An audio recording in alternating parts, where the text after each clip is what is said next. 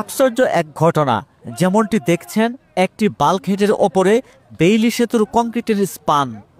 সেই স্পান নিয়ে মাঝ নদী দিয়ে এগিয়ে যাচ্ছে সেটি। মূল ঘটনাটি গা শিউরে ওঠার মতো। একটি বেইলি সেতুতে ধাক্কা দেয় বাল্কহেডটি। ধাক্কায় সেটি ভেঙে পড়ে বাল্কহেডের ওপরই। এই অবস্থায় স্পান নিয়ে চলতে থাকে, তবে শেষ রক্ষা হয়নি। 23শে জুন সকালে শরীয়তপুরের নড়িয়ায় কীর্তিনাশা নদীর ওপর নির্মাণাধীন ফুট বেইলি সেতুতে এই ঘটনা ঘটে। ভেঙে পড়া অংশটি নিয়ে কিছুক্ষণ এগোনোর পর বাল্কহেডটি নদীতে ডুবে যায়। এর আগে গত বছরের 2 অক্টোবর সেতুটি বাল্কহেডের ধাক্কায় ভেঙে পড়েছিল।